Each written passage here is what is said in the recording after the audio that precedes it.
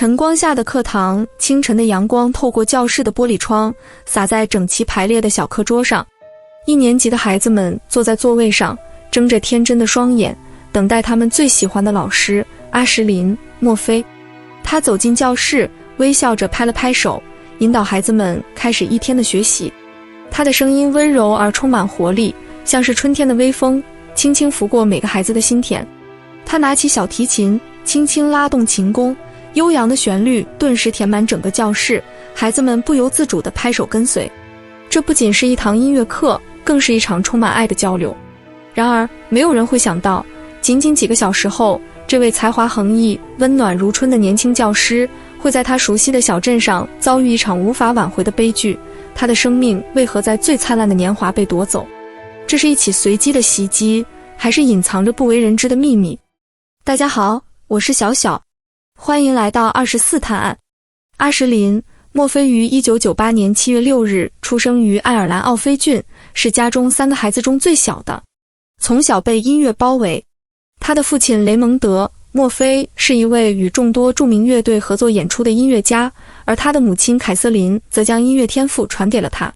阿什林很快成为一名熟练的小提琴手，曾多次参加传统音乐节的演出，并跻身全国前 5% 的小提琴演奏家之列。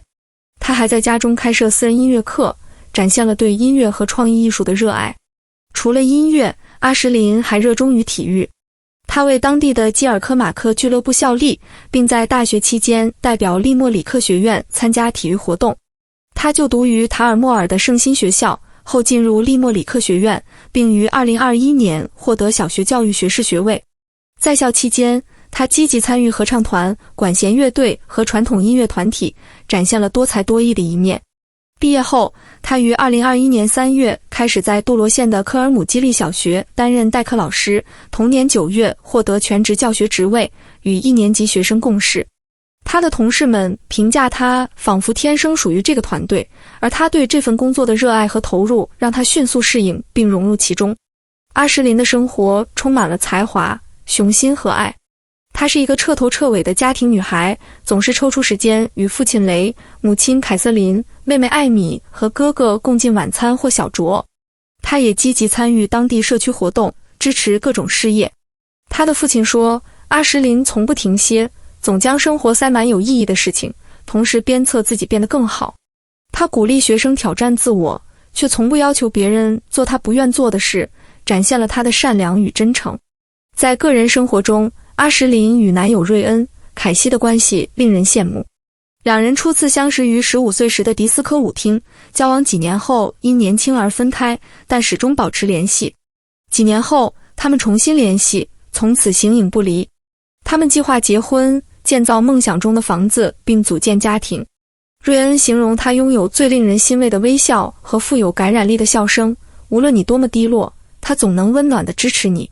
2022年1月10日，因瑞恩一家因疫情隔离，阿什林将杂货送到他家门口。两人只能在门口打招呼，瑞恩很想拥抱他，但他们约定10天后正式见面，一起旅行。阿什林的生活习惯健康而规律，只要有空，他便会锻炼身体，尤其喜欢沿着大运河慢跑，以清醒头脑。2022年1月12日星期三下午，阿什林·墨菲像往常一样结束教学后，准备去跑步。出发前，他的母亲凯瑟琳担忧运河边的安全，建议他换个地方锻炼，但阿什林只是微笑着拥抱母亲，并安慰道：“妈妈，我23岁了，爱你。”随后，他前往大运河边，这是他常去的跑步地点，一个宁静的地方。当天下午，学校的闭路电视拍摄到他离开校舍，走向他的座驾，一辆配有红色座椅的汽车。他上车后，沿着 N52 公路行驶至大运河附近的淡公路停车场。下午2点51分，他下车开始步行。经过一番整理后，他以自己一贯的风格踏上了步道。设备的地理位置数据显示，他沿着运河边的脚趾小径向东行进，朝着迪戈比桥方向奔跑。最后的监控画面记录到他在下午2点55分经过该区域。从他的行进轨迹来看，下午3点16分，他穿过了迪戈比桥，然后折返，继续向停车场方向快步行走，速度保持在 6.5 公里每小时。然而，下午3点21分，他的活动追踪器出现异常波动，显示他的步伐突然中断，心率急剧变化，这表明他遭遇了突发状况。据信，袭击者在此刻追上他，制服他，并将他拖进了一条长满荆棘的陡峭沟渠。在那里，凶手用刀多次刺向他的颈部。智能手环记录到，他的心率迅速下降，最终在下午3点31分完全停止。案发时，2名小学教师詹娜、斯塔克和艾夫·马龙正在附近慢跑，他们目睹了袭击的一部分。他们注意到一辆山地自行车被遗弃在树篱旁，同时听到沟渠中传来沙沙声，最初以为是有人摔倒了。他们大声询问是否需要帮助。当斯塔克透过树篱看去时，他看到一名男子正将一名女子按倒在灌木丛中，女子的腿不断挣扎，显然在拼命抵抗。斯塔克立即大喊质问那名男子，他却愤怒地呵斥他们，让他们走开。意识到情况不妙，2名慢跑者立即跑去求助。由于他们没有携带手机，他们在迪格比桥遇到了2名骑自行车的人和2名水稻岛的工人，并向他们求助。骑自行车的人迅速骑向案发地点，而水稻工人则步行赶往现场。其中一名骑车者很快发现了山地自行车，随后在沟渠中找到了阿什林的尸体。他的脸上布满鲜血，头发凌乱不堪。稍后，一名水稻工人作证说，阿什林的手看起来如同白雪公主，表明他当时已无生命迹象。下午3点34分，警方接到报警后立即赶往现场，骑自行车的人向他们指明了尸体的位置。一名警察进入沟渠，对阿什林进行心肺复苏，并与同事轮流施救超过10分钟。下午3点56分，2名医护人员抵达现场，他们将他的身体移至运河步道，以便进一步抢救。然而，在评估后，医护人员确认阿什林已经没有脉搏，皮肤冰冷，瞳孔散大。随后，除颤器检测到他处于无法复苏的状态，急救工作宣告终止。下午5点34分，警方正式宣布该区域为犯罪现场。下午5点51分，法医正式确认阿什林死亡。病理学家萨利安·科利斯博士进行的尸检显示，阿什林的颈部右侧共有11处刺伤，其中致命伤刺穿了颈静脉和动脉，导致他因大量失血而死亡。这些伤口还损坏了他的声带，使他在被袭击时无法呼救。此外，他的手上有防御性伤口，身体其他部位也有擦伤和淤血。阿什林·墨菲的惨遭杀害震惊了整个爱尔兰，全国上下陷入悲痛和愤怒之中。在特莫尔及全国多个城市，人们自发举行守夜活动，悼念这位年轻的教师。爱尔兰政界领导人纷纷发表哀悼声明，国际社会也对此事件表示关注。这场悲剧引发了对女性安全问题的广泛讨论。司法部长海伦·麦肯蒂誓言对针对女性的暴力行为采取零容忍态度，并承诺加快立法步伐，同时增加对女性庇护机构的资金支持。案发后，警方迅速行动，在特莫尔警察局设立了专案调查室，并指派超过50名警官展开调查。侦缉警司帕特·奥卡拉汉和侦缉督察布莱恩·法雷尔领导案件侦破工作，同时向公众发出信息征集呼吁，誓言不惜一切代价将凶手绳之以法。这起谋杀案的受害者是23岁的阿什林·墨菲，一名来自特莫尔的年轻女性。她与嫌疑人约瑟夫·普什卡并不相识，这起罪行完全是一起随机暴力事件。最初，警方根据目击者描述拘留了一名40岁的男子，但经过调查确认他与案件无关，并于次日上午将其释放。随后，警方的调查重点转向新的嫌疑人约瑟夫·普什卡，一名斯洛伐克籍男子。普什卡于案发后不久被送往都柏林的圣詹姆斯医院，他声称自己在布兰查德镇遭遇袭击并被刺伤。然而，警方对他的伤势产生怀疑，因为他的伤口较为轻微，且手臂上的抓痕与他的袭击说法并不吻合。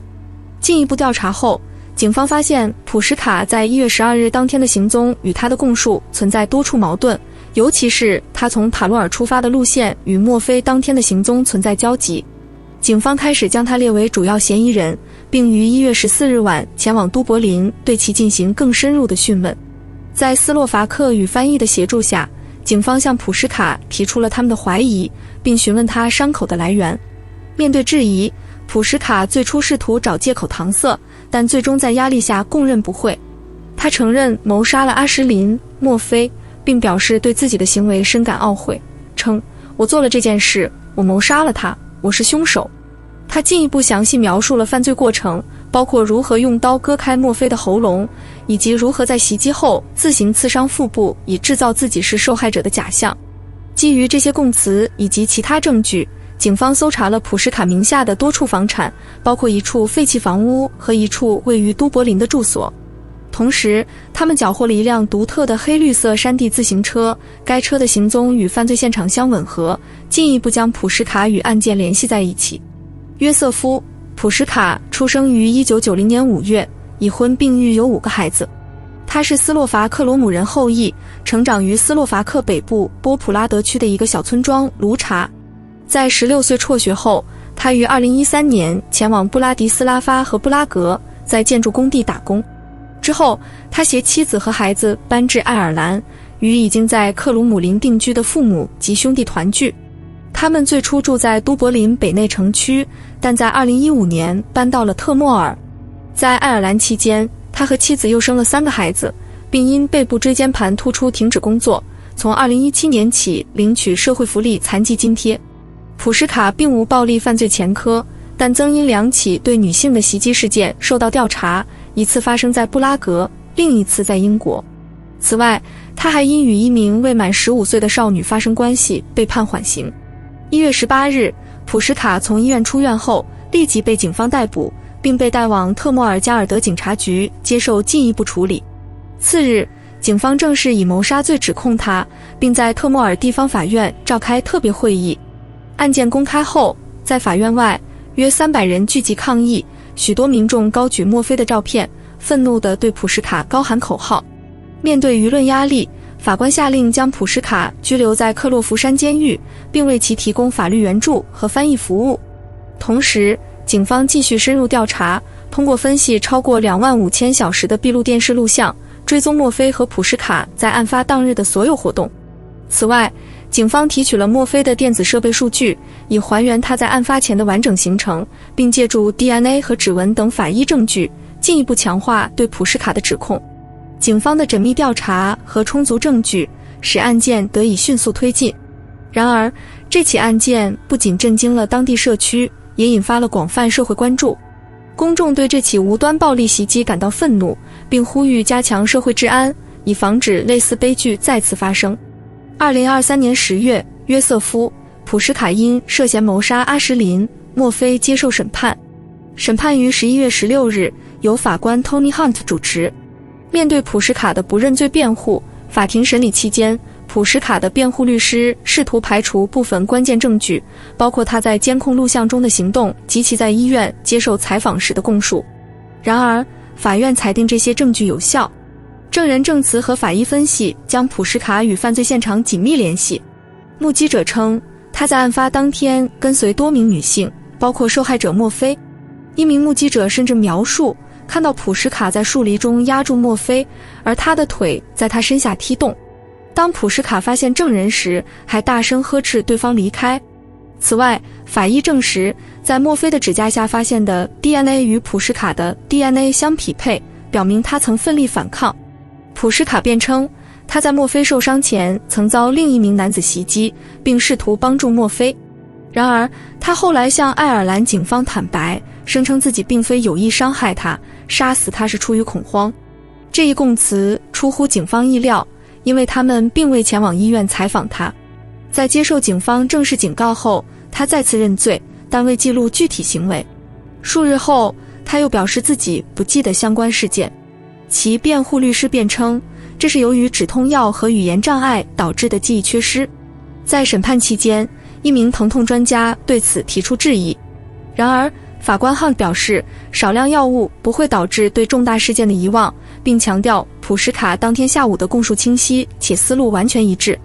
他还赞扬了法庭上的斯洛伐克翻译，称其证词清晰且独立。陪审团经过2个小时的审议后，一致裁定普什卡有罪。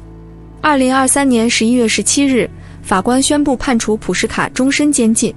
在法庭上，受害人影响陈述深刻展现了墨菲的离世对家人和亲友造成的巨大情感冲击。墨菲的男友瑞安·凯西在宣读陈述时一度停顿许久才能平复情绪。他讲述了他们在墨菲去世前几周与一名建筑师见面的经历，当时他们正计划一起建房并结婚，还计划在回国组建家庭前在迪拜生活一段时间。墨菲的母亲凯瑟琳的受害人影响陈述由法庭上的一名警官代为朗读。他写道：当我听说阿什琳被谋杀时，我的心都碎了，我的记忆、动力和对生活的热情都永远消失了。我无法忍受人群拥挤或闲聊。尽管判决已下，家人的悲伤仍然难以平息，墨菲的离世给他们留下了不可弥补的创伤。